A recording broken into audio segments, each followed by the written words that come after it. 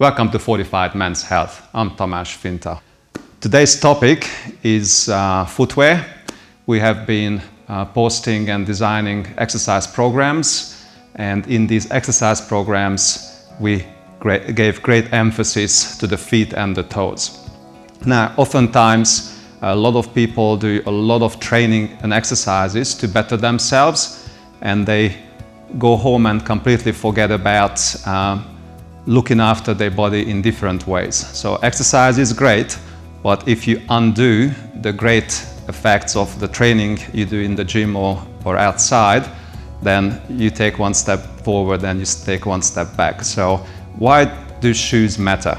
I've got a couple of shoes with me here, so let's have a look what makes a shoe a great shoe. When it comes to foot health, we need to take a minute and talk about choosing the right footwear. Like most of us choose footwear based on the looks. Does it match the clothes you will wear those shoes with, or personal preference for colors and shapes and whatnot? The trouble with that is most of the modern shoes were not designed to be healthy, to support the well-being and movement ability of the foot. So what are the common problems and issues with regular shoes? Number one issue is they're just not flexible enough. Now, this is an old shoe of mine. I don't wear it anymore. It would probably destroy my foot if I put them on these days. But they just don't have the flexibility. They don't have the width for the toes to spread. They don't have the flexibility to twist. And like in these trainers that have an arch support, they actually teach your body how not to work, how not to do what muscles are supposed to be doing. So lots of support and no flexibility. Toes are all pressed together, they're unable to spread out. And so all the good work you may do with mobilizing your feet, 5-10 minutes a day, if that, most people don't do any of it. So even the ones that do, you're gonna put these shoes on for 8 hours and destroy all the good work you have done. So let's have a look at good shoes that are gonna be very supportive of your health and well-being. When it comes to your feet, it will restore or maintain the dexterity, the strength, the mobility of the feet. So the major characteristics of such shoe are wide toe box, so your toes can spread out really nicely. A sole that is even, so there is no elevation under the heel. And flexibility every single direction. And the total lack of arch support, so the muscles are doing the work they're supposed to do. Similar shoe in a different design. I often watch people on the street, how they carry themselves, how they move. And these days it's a very common thing to wear running shoes out to the gym to lift weights, to the coffee shop to have a coffee, to do groceries, pick up the kids. For pretty much anything people do, they put runners on. So as the name suggests, running shoes were designed for running. Now, I don't want to get into the debate about what sort of shoes are best for running.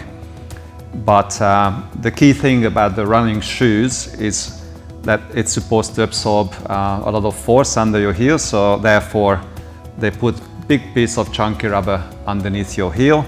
Your heel will be certainly elevated higher than your toes, and if you look at your own feet, it's perfectly in level. So there's a reason behind that. That's how we can function best. That's how our muscles develop and stay in harmony and work in harmony. You upset that harmony and you will have to face the consequences.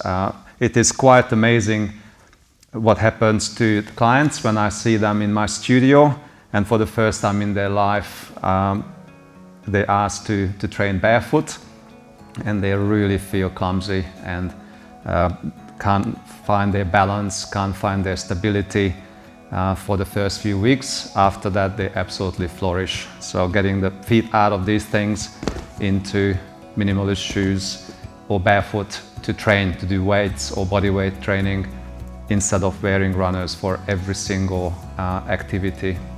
Let's have a closer look at two shoes. They were both designed for active lifestyle or training, but very different design and a very different outcome.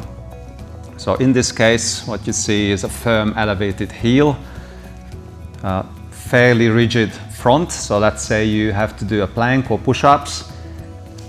Your toes are not very flexible, they wouldn't bend, but this shoe will support and you will never know. Also, it has support built in, both under the arches and around your ankles, so your body doesn't have to do any of that support work on its own. The muscles are not actually working the way they should be.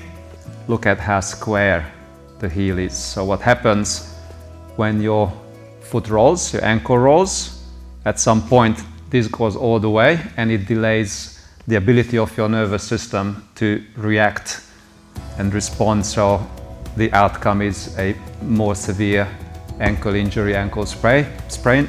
While with this one, as soon as you're off the neutral foot position, your nervous system would register the difference, and as a reflex, you will be able to correct that without causing an injury in your ankle. So it is not very commonly discussed, these issues and problems with the sports shoe design, but there's so many advantages in adapting to these minimalist barefoot shoes.